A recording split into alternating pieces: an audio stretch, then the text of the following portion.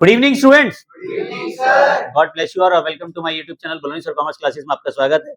आज मैं आपको नया चैप्टर पढ़ाने जा रहा हूँ। चैप्टर का नाम है financial statement sole proprietorship. Financial statement sole proprietor basically कि हर बिजनेसमैन ये जानना चाहता है कि पूरे साल जो उसने काम किया है उसका प्रॉफिट कितना हो रहा है, लॉस कितना हो रहा है, किसको कितना देना है, किससे कितना लेना है। अभी तक आपने जो पढ़ा था वो जनरल एंट्री पढ़ी थी, जनरल एंट्री के फिर आपने लेजर पढ़े, लेजर से आपने ट्रायल बैलेंस बनाया, ट्रायल बैलेंस से अब आप बनाएंगे trading and profit and loss account और बैलेंस शीट। बैलेंस शीट क्या होती है? हमारी पोजीशन को बताती है। Show the financial position of the business is called balance sheet. Show the financial position of the business trading profit and loss. जो trading profit loss में हमें ये पता चलता है कि प्रॉफिट कितना हो रहा है, लॉस कितना हो रहा है। फाइनेंशियल पोजीशन ये बताती है कि बिजनेस की एसेट्स कितनी है और लायबिलिटी क्या है। तो ये सब पता चलता है हमें बैलेंस शीट को बना के।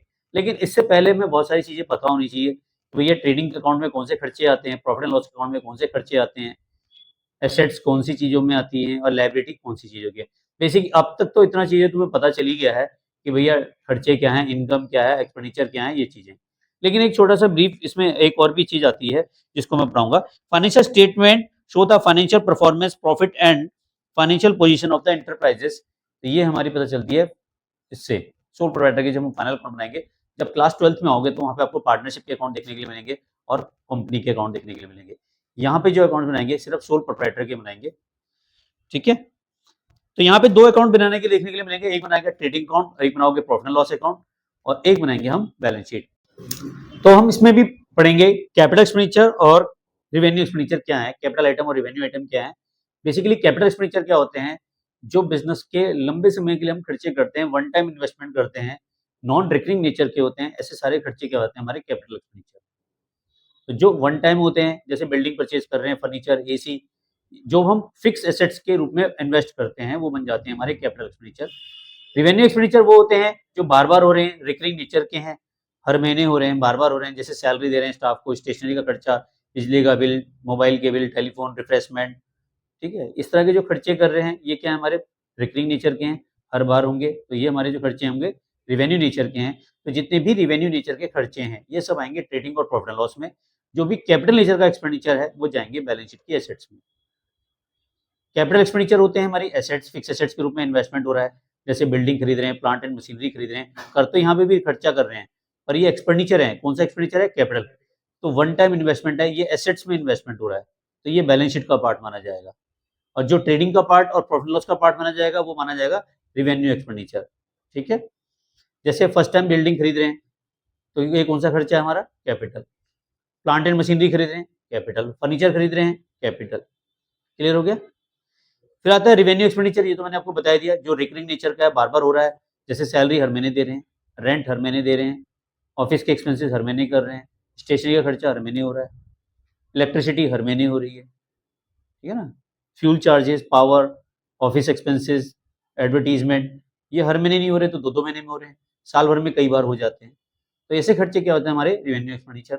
एक होते हैं डेफर्ड रिवेन्यू एक्सपेंडिचर, होते तो वो रिवेन्यू नेचर के खर्चे हैं बट इतनी हैवी अमाउंट में होते हैं जिनको एक साथ राइट ऑफ करना आसान नहीं होता, तो इसको हम कहते हैं डेफर्ड रिवेन्यू एक्सपेंडिचर। ये बेसिकली क्या होता है, इसका एक पार्ट हमारा चले जाता है प्रॉफिट एंड लॉस में, बाकी सारा पहुंच जाता है बैलेंस शीट में। धीरे धीरे इसका बेनिफिट हमें मिलता रहता है, हर साल इसको राइट ऑफ करते रहते हैं। अधिकतर ये न्यूली स्टैब्लिश बिजनेस में देखने के लिए ज्यादा मिलेंगे डेफर्ड रिवेन्यू एक्सपेंडिचर। वहां पे क्या होता है, हम एडवर्टीजमेंट में बहुत ज्यादा खर्चा करते हैं। मान लेते हैं मैं एक बिजनेस पहली बार खोल रहा हूँ, तो जब मैं पहली बार बिजनेस खोलूंगा तो डेफिनेटली उस पर खर्चे बहुत सारे करूंगा, एडवर्टीजमेंट में बहुत ज्यादा खर्चे करूंगा। तो ऐसे खर्चे क्या हो जाएंगे मेरे लिए? डेफर्ड रेवेन्यू एक्सपेंडिचर के दायरे में आएंगे, ठीक है। एक और आता है हमारा कैपिटल रिसीप्ट और revenue receipt. Basically capital receipt और रिवेन्यू रिसीप्ट क्या होती हैं? कैपिटल रिसीप्ट जब हमें कैपिटल एसेट्स को सेल आउट करते हैं या वन टाइम किसी चीज को बेचने से पैसा मिल रहा है तो ये बन जाती है हमारी कैपिटल रिसीप्ट।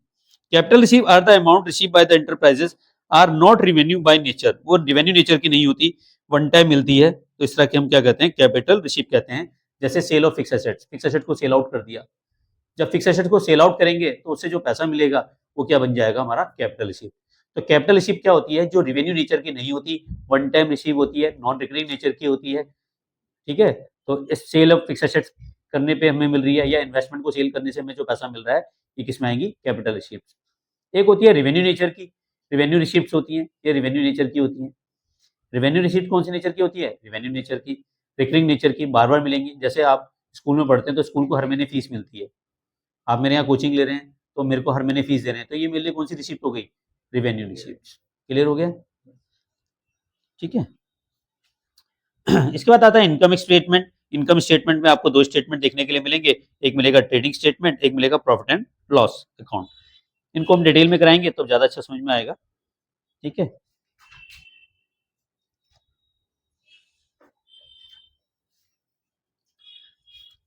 टीएस ग्रेवाल का एग्जाम्पल नंबर 1 कराता हूँ, सॉरी क्वेश्चन नंबर 1 कराता हूँ, ये ज्यादा अच्छा समझ में आ जाएगा। अभी तक जितना पढ़ाया, तो टीएस ग्रेवाल का क्वेश्चन नंबर 1 कराते हैं, इससे ज्यादा अच्छा क्लियर हो जाएगा। इसमें पूछ रहा है classification of capital and revenue expenditure. पहला क्वेश्चन है state the whether the following expenses capital और रिवेन्यू नेचर के बताने हैं आपको। टीएस ग्रेवाल का पहला क्वेश्चन है expenses on white washing and painting sorry expenses on whitewashing and painting of a building purchased to make it ready for use।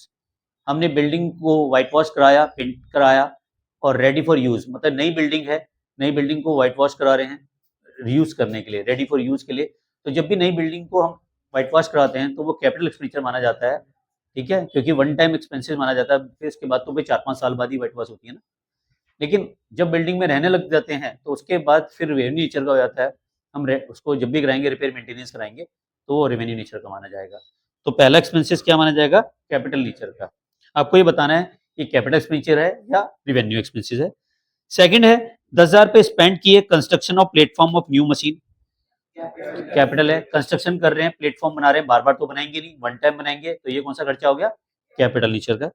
Next है third repair expenses 25,000 इनकर for white washing for factory building. Factory building की, तो factory building के repair करा रहे हैं, white wash करा रहे हैं, तो ये क्या हो जाएंगे, रेवेन्यू नेचर का, तो ये बार बार होते रहेंगे। नेक्स्ट आता है insurance premium paid by renewal premium, हर साल पे करनी है, तो हर साल पे करनी है, तो ये क्या हो गया, रेवेन्यू नेचर का। Next purchase a new car, bar bar car purchase नहीं करेंगे, एक ही बार करेंगे, तो ये कैपिटल एक्सपेंडिचर है। Wages paid installation of machinery, capital, machine का इंस्टॉलेशन पे जितने भी खर्चे होते हैं वो मशीनरी की कॉस्ट में ऐड हो जाते हैं, इसलिए क्या बन जाएगा हमारा, कैपिटल एक्सपेंसेस। नेक्स्ट आता है repair carried out of existing car, जो कार थी, हाँ जो कार थी हमारी उसको रिपेयर कराया, भाई रिपेयर तो कराना पड़ जाएगा, जब भी खराब होगी हम उसको ठीक कराएंगे, तो ये रेवेन्यू नेचर का खर्चा है, रीजन भी देना है क्यों है वो, ठीक है। नेक्स्ट आता है office block of building repaint of 50,000, revenue, ठीक है, बार बार कराना पड़ेगा। पेड फॉर टेलीफोन बिल, ये भी बार बार होगा, रेवेन्यू नेचर का, ठीक है। समझ में आ रहा है प्रणव?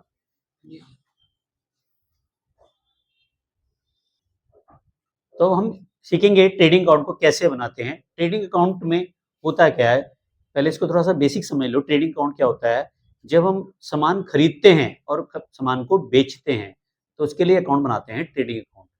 दो तरह के बिजनेस होते हैं, एक होता है ट्रेडिंग बिजनेस, एक होता है non trading business. Trading business में हम सामान को खरीदते हैं और बेचते हैं।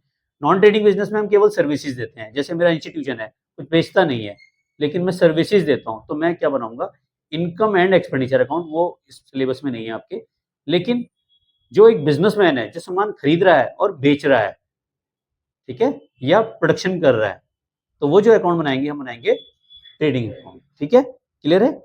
सामान को खरीद रहा है और बेच रहा है, बहुत सिंपल सा है। तो यहाँ पे ट्रेडिंग अकाउंट में वो खर्चे आते हैं जो प्रोडक्शन से रिलेटेड खर्चे हैं, फैक्ट्री से रिलेटेड खर्चे हैं और परचेज से रिलेटेड खर्चे हैं। कितने खर्चे बताए मैंने, 3। तो इन खर्चों पे ध्यान रखना है। एक तो मैंने बताया परचेज से रिलेटेड खर्चे, जितने भी परचेज से रिलेटेड खर्चे हैं, ठीक है। दूसरा खर्चा बताया मैंने फैक्ट्री से रिलेटेड, फैक्ट्री एक्सपेंसेस जितने भी हैं, या मैन्युफैक्चरिंग एक्सपेंसेस। और तीसरा मैंने बताया आपको परचेज से रिलेटेड आ गया, फैक्ट्री से रिलेटेड, प्रोडक्शन से रिलेटेड आ गया, प्रोडक्शन यही आ गया सारा। इसको हम डायरेक्ट एक्सपेंसेस भी बोलते हैं, क्या बोलते हैं हम, डायरेक्ट एक्सपेंसेस। ये जो खर्चे होंगे ये सारे के सारे ट्रेडिंग अकाउंट में आएंगे, ठीक है। ट्रेडिंग अकाउंट का एक फॉर्मेट है, उस फॉर्मेट के हिसाब से चलेंगे। आप जब भी क्वेश्चन स्टार्ट करेंगे तो जैसे मैं करा रहा हूँ वैसे ही स्टार्ट करेंगे, ठीक है, उसको चेंज नहीं करना, उसका सीक्वेंस, उसको बस दिमाग में बैठा लें।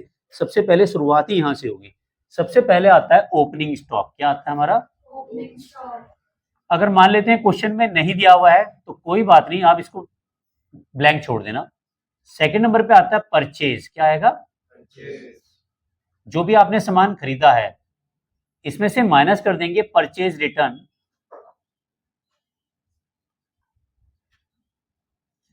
परचेज रिटर्न जैसे ही माइनस करेंगे तो ये नेट बाहर निकालेंगे। एक चीज का ध्यान रखना, बहुत सारे बच्चे क्वेश्चन करते समय क्या करते हैं, इनर में ही सारी कैलकुलेशन कर देते हैं और यहीं पे बंद करना शुरू कर देते हैं। इनर और आउटर को समझ लें, सारी कैलकुलेशन इनर में होती है और आउटर में सिर्फ टोटल आता है बाहर। क्लियर है? तो ये फॉर्मेट चेंज ना करें और ये प्रॉपर फॉर्मेट से करें। आपके नंबर बिना फॉर्मेट के करोगे तो हाफ मार्क्स आपका कट जाता है। फिर आपको सेल्स लिखना है, क्रेडिट साइड में सेल्स आएगा।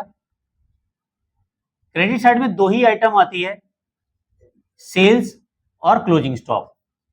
अब इसमें से क्या करेंगे, लेस कर देंगे सेल्स रिटर्न।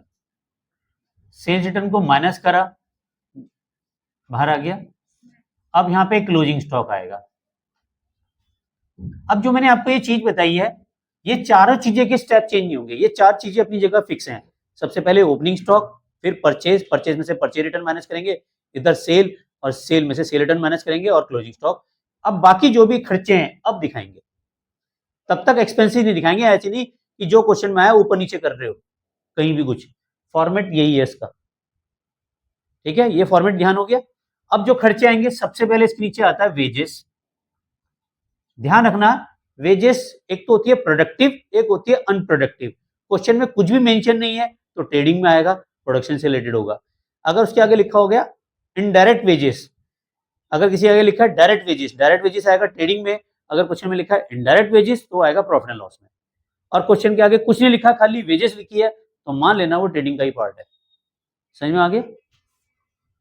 तो फिर आता है कैरिज। कैरिज इनवर्ड, अगर खाली कैरिज लिखा है तो भी ट्रेडिंग में आएगा, कैरिज इनवर्ड लिखा है तो भी ट्रेडिंग में आएगा, पर जब कैरिज आउटवर्ड लिखा है तो मान लेना ये सेल्स पे है, ये हमारा प्रॉफिट एंड लॉस में पहुंच जाएगा, ट्रेडिंग अकाउंट में नहीं आएगा। ठीक है? ऐसी पैकेजिंग,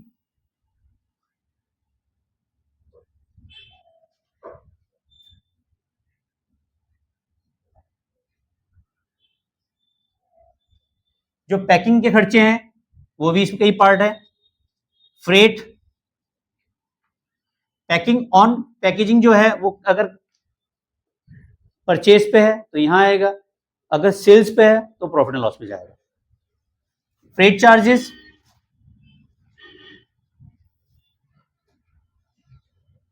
या फ्रेट इनवर्ड भी लिखा होगा तो भी मान लेना वो ट्रेडिंग का ही खर्चा है। ठीक है? और पावर, फ्यूल, फैक्ट्री के एक्सपेंसेस सब इसमें ही आएंगे। फैक्ट्री एक्सपेंसेस लिख दिया मैंने, इसमें समझ लेना फैक्ट्री की लाइट, फैक्ट्री की पावर, फैक्ट्री के रेंट सब इसी के अंदर आएंगे। ठीक है? फैक्ट्री से रिलेटेड खर्चे। अब टोटल करेंगे, अगर क्रेडिट साइड का टोटल ज्यादा है तो यहां पे आ जाएगा ग्रॉस प्रॉफिट,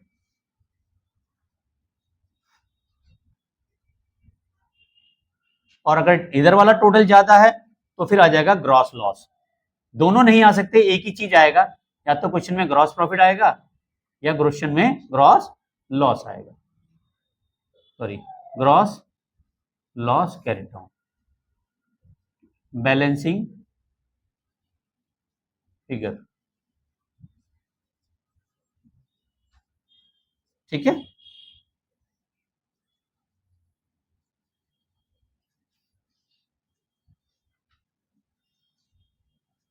और भी कई सारे खर्चे हैं, जैसे पावर हो गया, लुब्रिकेंट ऑयल हो गया, डॉक चार्जेस हो गए। मतलब सामान को खरीदने से पहले तक के या सामान को गोदाम तक पहुंचाने से पहले के जितने भी खर्चे हैं वो सब हमारे ट्रेडिंग के पार्ट हैं। मान लेते हैं दिल्ली से सामान खरीद रहा हूं, रास्ते में टोल टैक्स भी दूंगा, सब ट्रेडिंग का ही पार्ट है। क्लियर हो गया? जब तक वो मेरे यहाँ पहुंच नहीं जाता तब तक वो ट्रेडिंग का पार्ट है। उसके बाद के खर्चे, जैसे मैं प्रोडक्शन करना शुरू कर दूंगा, उसके बाद के जब बन के तैयार हो जाएगा सामान, उसके बाद जब उसको बेचने के लिए रेडी करूंगा तो वो प्रॉफिट लॉस के खर्चे हैं। तो प्रॉफिट लॉस में वो खर्चे आते हैं जो ट्रेडिंग में नहीं आते। ठीक है? सिंपल सा है, कराते हैं। और ऑनलाइन इसका स्क्रीनशॉट ले लीजिए।